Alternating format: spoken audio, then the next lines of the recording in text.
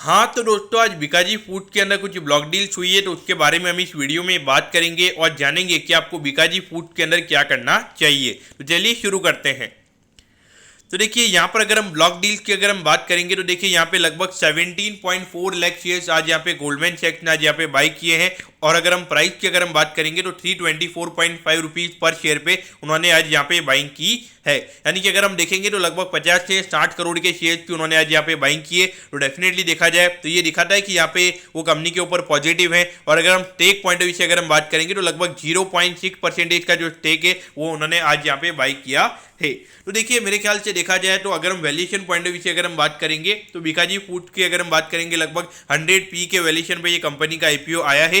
वैसे देखा जाए तो ये साल अगर हम देखेंगे लगभग 25-30% से कंपनी की अर्निंग बढ़ सकती है। और उसका जो मेन रीजन रहेगा जो रॉ मटेरियल का जो इन्फ्लेशन अगर आप देख रहे थे तो इन्फ्लेशन जिस तरीके से अभी हमें कम होता हुआ नजर आ रहा है, जिस तरीके से अभी प्राइसेस कूल ऑफ होती हुई हमें नजर आ रही है, खास करके अगर हम देखेंगे जो ऑयल की अगर आप बात करोगे जो मेन इनके अंदर रॉ मटेरियल रहता है, तो उस पॉइंट ऑफ व्यू से अगर आप देखोगे तो ये साल कंपनी के लिए काफी फिनोमिनल हो सकता है।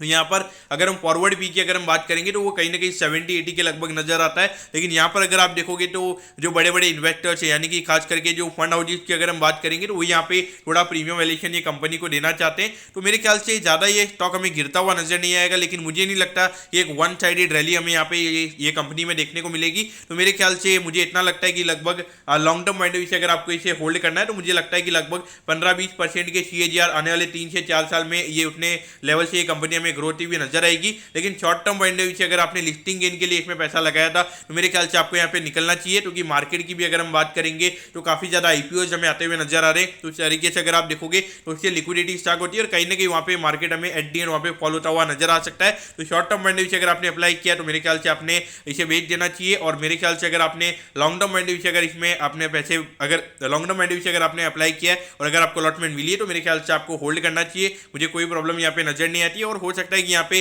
10 से 15% का हमें यहाँ पे थोड़ा करेक्शन देखने को मिल सकता है, क्योंकि यहाँ पे वैल्यूएशन काफी महंगे है। तो उस पॉइंट ऑफ व्यू से आपने यहाँ पे उसे देखना चाहिए। तो दोस्तों मैं होप करता हूँ कि बीकाजी फूड के जो ब्लॉक डील के बारे में हमने आपको बताया है वो आपको अच्छी समझ में आ गया होगा। अगर आपकी कोई भी क्वेरीज है आप कमेंट कीजिए, मैं जरूर आपके कमेंट पर रिप्लाई करूंगा।